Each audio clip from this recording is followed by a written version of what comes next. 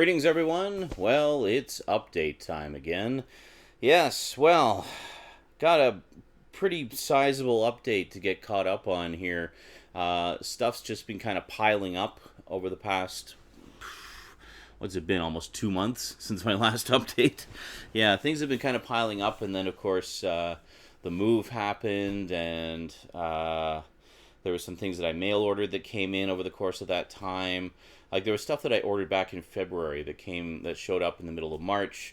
End of February, middle of March, I kind of splurged a little bit. And then I got approved for the new place. So, yeah, oops. Oh, well, it all worked out in the end. That's the important thing. Had the big video game marathon fundraiser thing, which was a lot of fun, and everybody had a good time. 17 hours of gaming insanity. Yes, there will be highlights from that posted at some point. I have all the footage archived, so yeah. But anyway, this is going to be a Blu-ray update. Yeah, I got a stack of Blu-rays here between the last update, which was shortly after my birthday, and about a week ago, I guess, is just kind of where it all slots in. The vast majority of it is from early to mid-March, when I, had more money coming in. Pre-move. So, yeah, funny how things can kind of turn on a dime sometimes. But anyway, got a lot of Blu-rays to talk about, so let's check them out.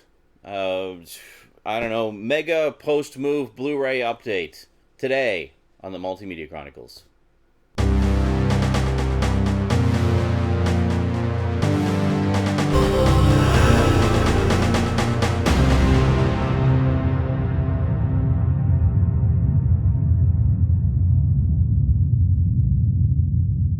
Welcome back. All right, we've got a lot to go through here, so I'm not going to linger on each one too long. Let's start at the top here. We got a few here based on comic books or comic book characters. Well, you knew I was going to get this one the second it came out.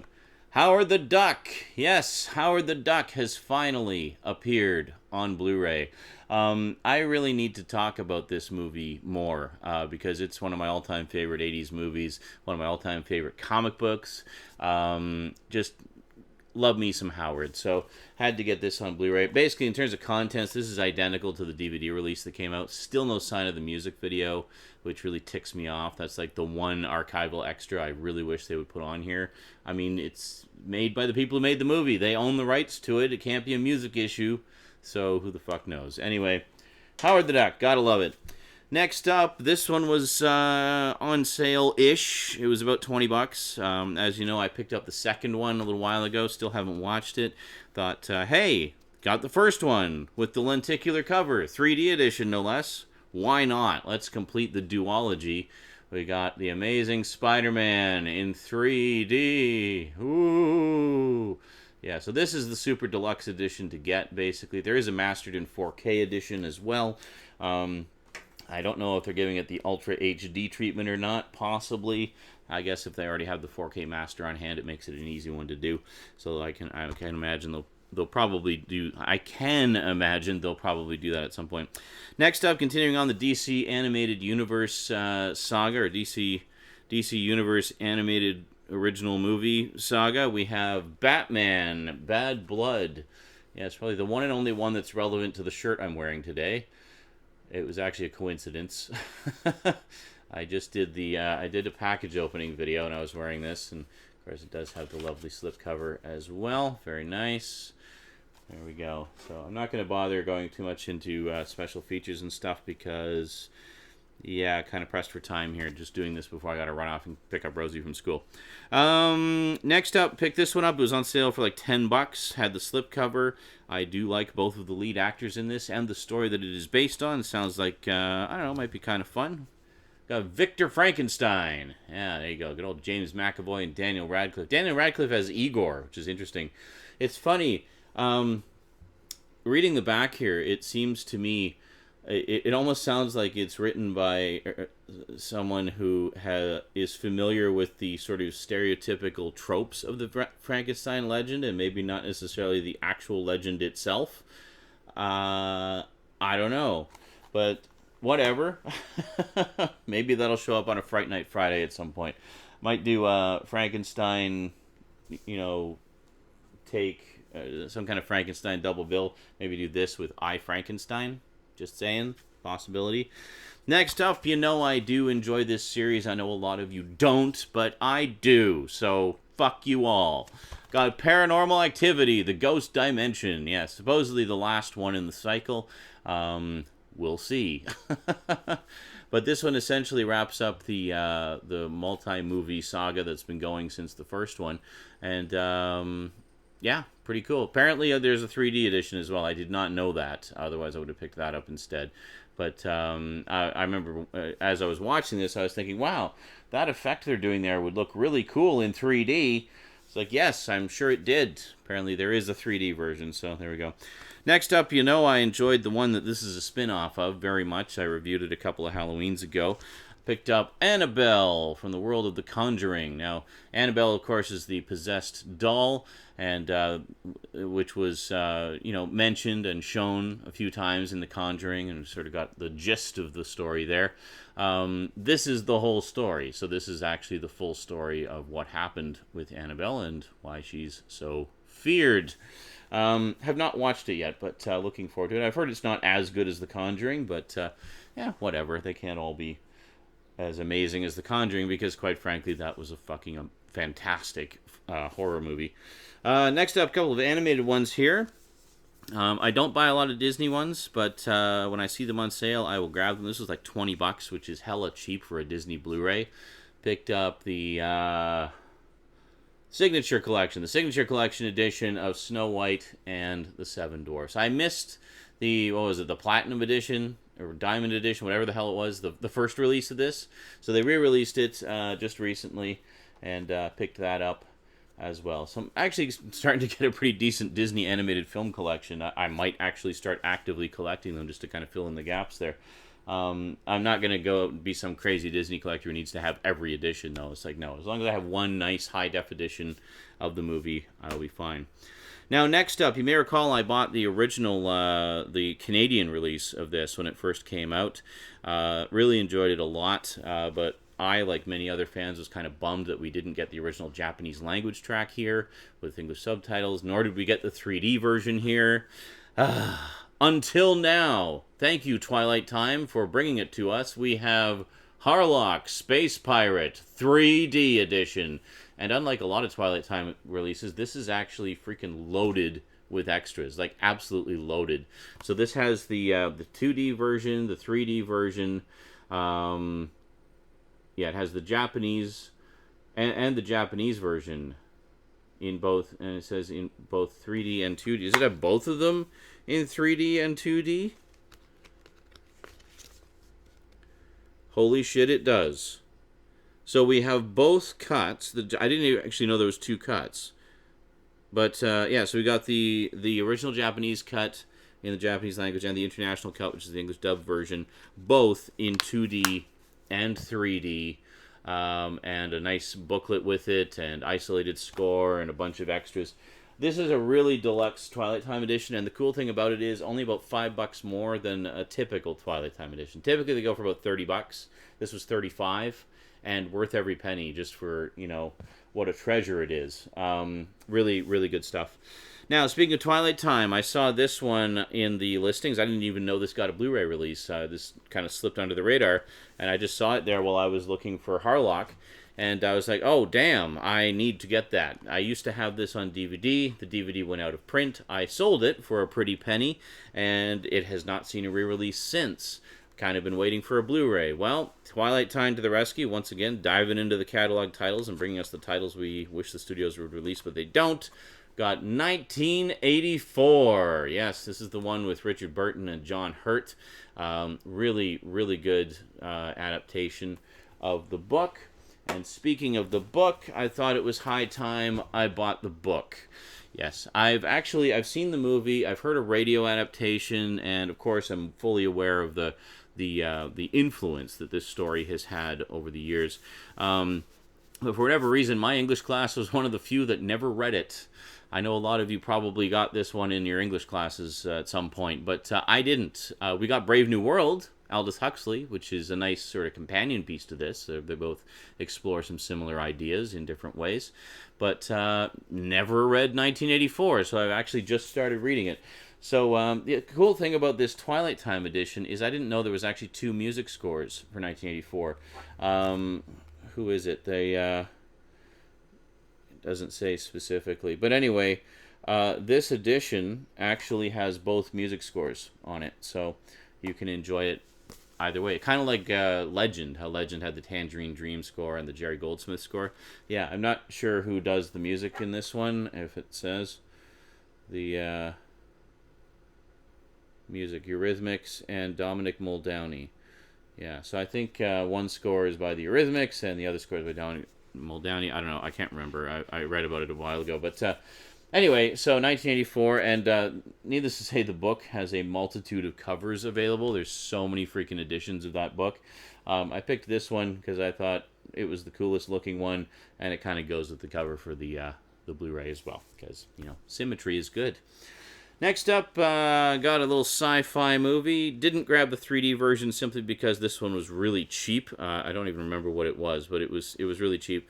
Really wanted to check this one out because it really sounds like something I will enjoy. I heard mixed reviews of it, but knowing what my tastes are and from the descriptions I've heard of this film, it sounds like something I'd really get a kick out of, kind of a nod to 80s and 90s sci-fi, epics.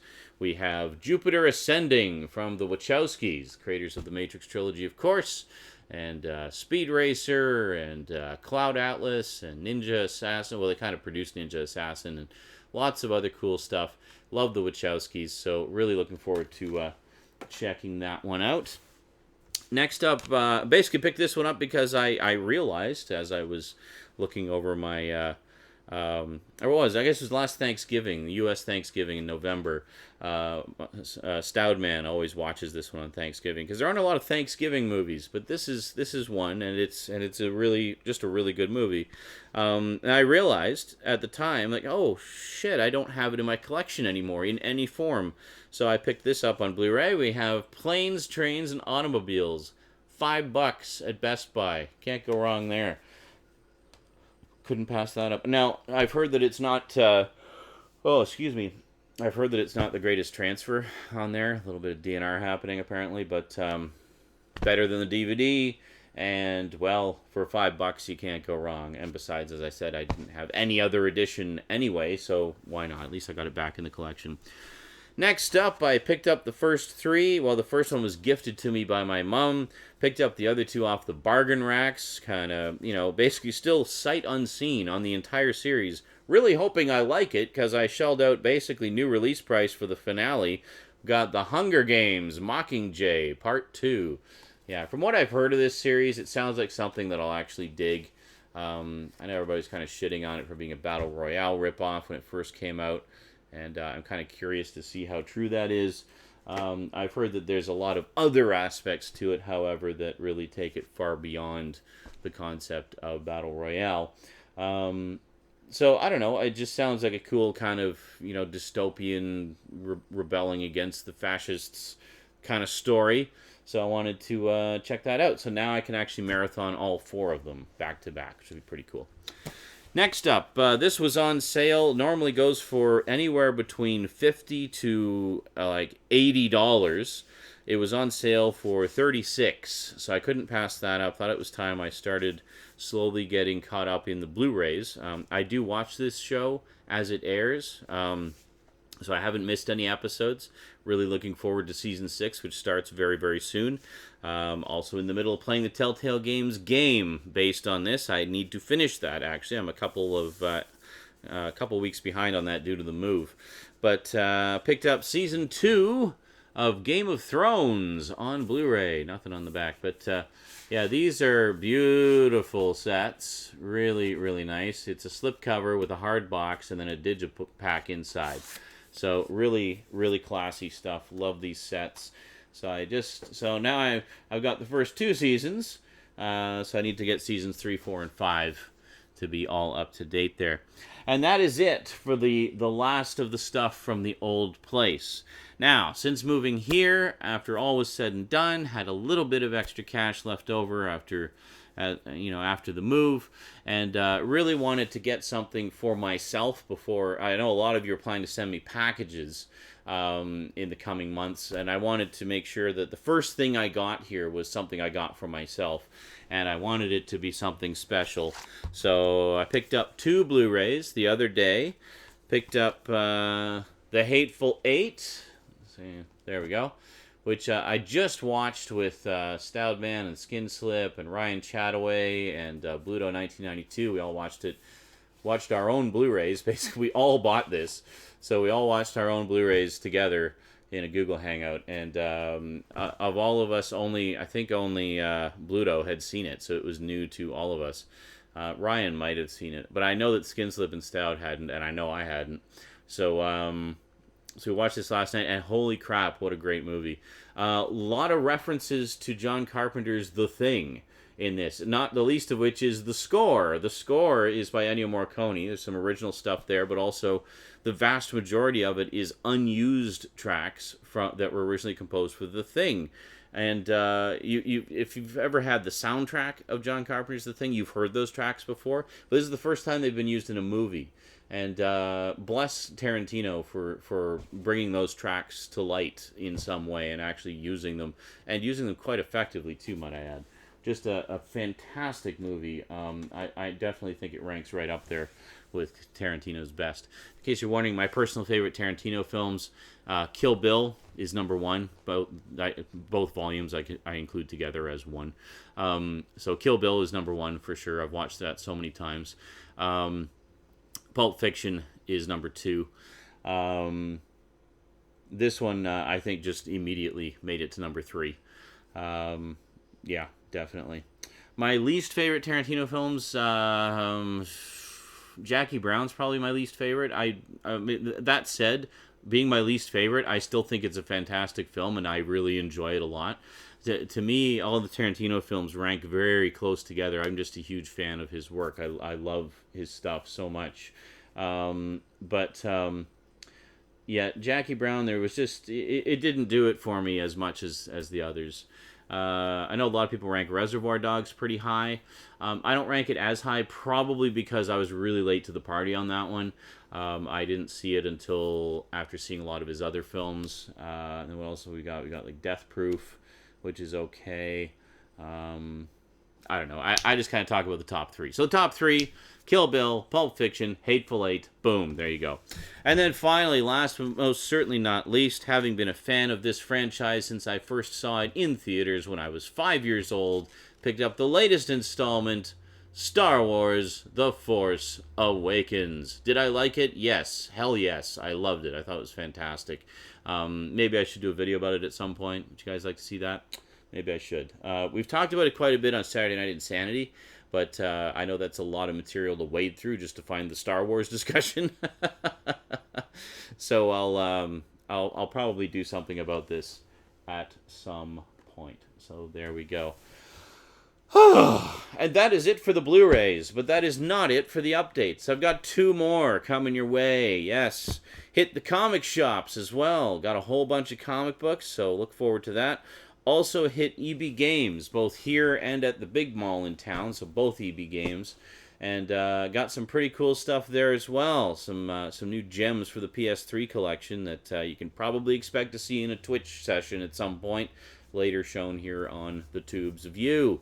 But for that, you'll have to tune in again next time. Until then, thanks for watching.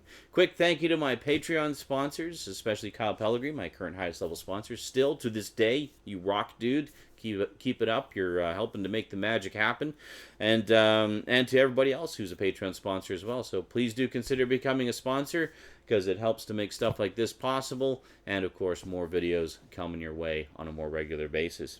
Alrighty, that is it from me to you for now. So until next time, thanks for watching, and sayonara.